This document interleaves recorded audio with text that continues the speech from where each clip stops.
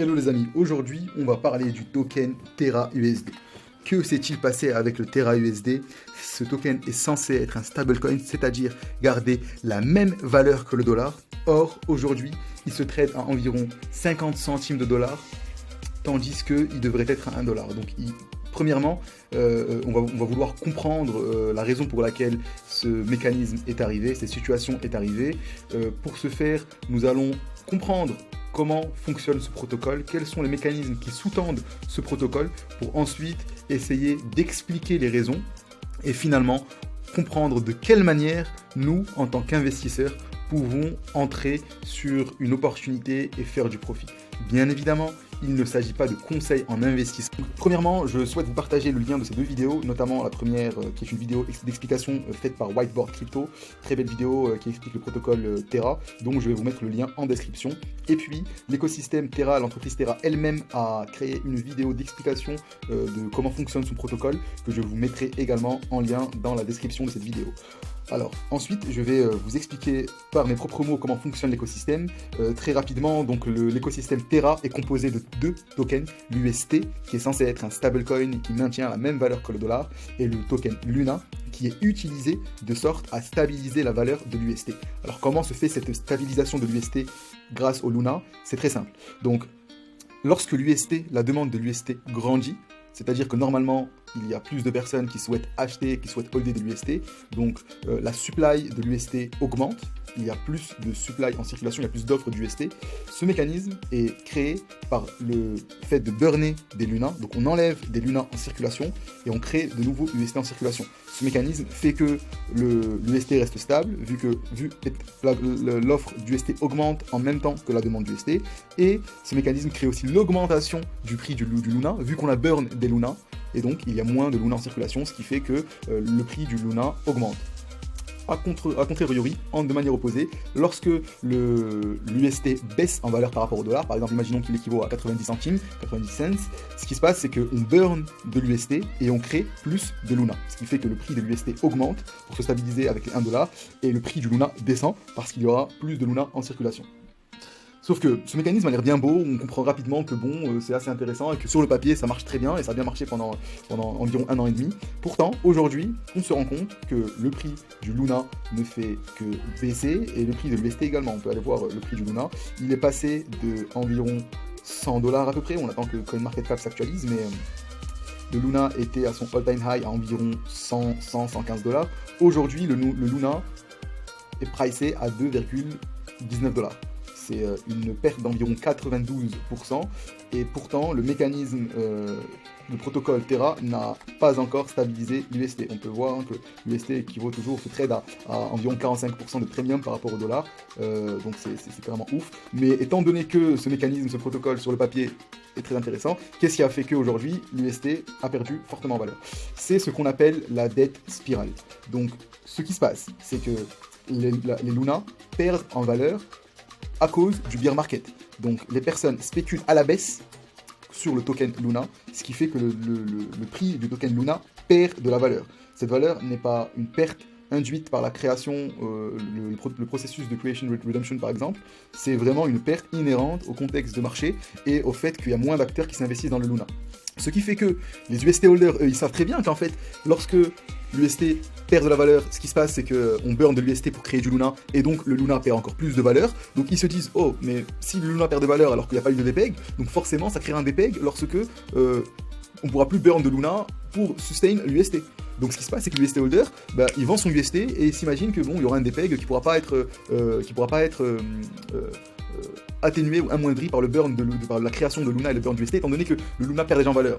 Et ce qui fait que plus de Luna sont mintés, étant donné que les UST holders vendent de l'UST, donc il y a plus de Luna qui sont créés, et ce qui fait que Luna perd encore plus de valeur. La première perte de valeur est induite par le fait que le bear market fait que les acteurs spéculent à la baisse vis-à-vis du Luna, et la seconde perte de valeur est induite par le fait que les UST holders vendent leurs UST.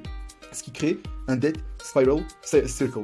Donc c'est vraiment un cercle vicieux où tout le monde perd de l'argent, tout l'écosystème Terra perd de l'argent, et toutes les personnes qui ont investi sur le token UST se retrouvent dans une mauvaise situation. Donc ce cercle vicieux suppose que beaucoup d'argent short le token Luna. Et pour que beaucoup d'argent se mette à shorter le token Luna, forcément, ça veut dire qu'il y a des acteurs qui sont contre l'écosystème Terra et qui veulent voir l'écosystème Terra aller à zéro. On peut voir qu'il y a environ 5 milliards de dollars de volume en 24 heures et principalement beaucoup de shorts sur l'USD. Mais pourquoi est-ce que certains acteurs veuillent voir le Terra, l'écosystème Terra être anéanti? Mis à part l'incentive économique et financière bien évidemment, il y a aussi des incentives personnels. Le propriétaire, le fondeur de l'écosystème Terra, Do Kwon, est une personne qui est imbue de sa personne qui n'est pas humble. Et ceci peut se voir reflété par exemple un tweet le 8 janvier où Crypto Kaleo sur Twitter explique qu'en 2022, on verra un Luna à 10 dollars encore une fois.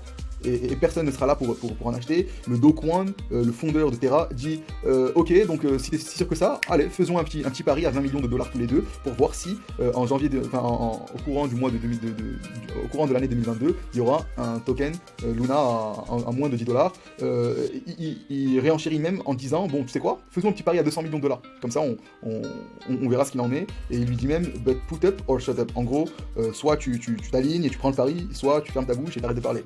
Et bon, malheureusement, le Crypto Kaleo n'a pas pris le pari. En ce moment, il aurait encaissé plus de 200 millions de dollars. On peut aussi voir sur un autre tweet où Do Kwon, encore une fois, le fondeur de l'écosystème Terra, dit à une personne ouais, have fun, staying poor. Il lui explique encore que bon, je ne débat pas avec les pauvres personnes sur Twitter, et ensuite il réplique en demandant ouais, est-ce que tu es encore pauvre, tu vois. Donc ce sont des agissements qui forcément attirent des personnes qui seraient contre ce type de mindset, contre ce type de personne qui n'est pas humble et qui se croit surpuissant, et forcément, quand ça tombe, ça tombe. Hein. Et par exemple, on a cet individu-là, qui s'appelle Nat Jenner, qui pourrait être l'un des détracteurs, l'une des personnes qui a causé la baisse et l'attaque contre le token Luna et contre l'écosystème Terra. Il explique dans son tweet que bon, la personne qui a attaqué l'écosystème Terra se trouve dans le Genesis Trading Book. Il explique également comment il était possible de faire de l'argent grâce à un mécanisme de sorte à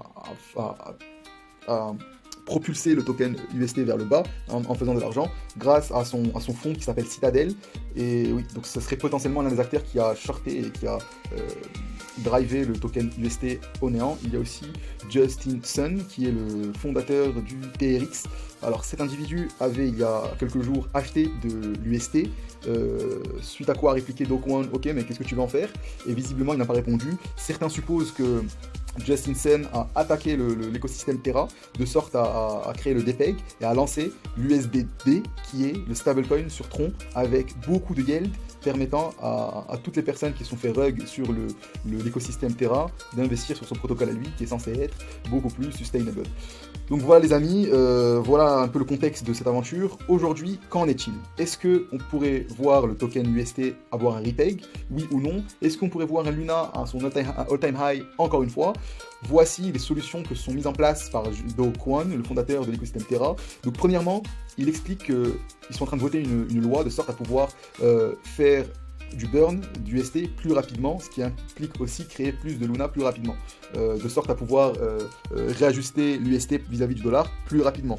Ensuite, il explique que en réalité, il n'y a rien à faire. Tant qu'on est dans ce debt spiral, on n'a rien à faire. Il faut attendre que les prix se réajustent avant de pouvoir injecter plus d'argent. Et pour pouvoir injecter plus d'argent, Do Kwon souhaite lever plus de fonds entre 1 et 1,5 milliard de dollars auprès de venture capitalistes. Ceux-là auront la possibilité d'avoir un Luna avec un discount de 50%. Cependant, ils devront lock leur Luna pendant un an et demi. Donc voilà un peu où est-ce qu'on en est au niveau des solutions.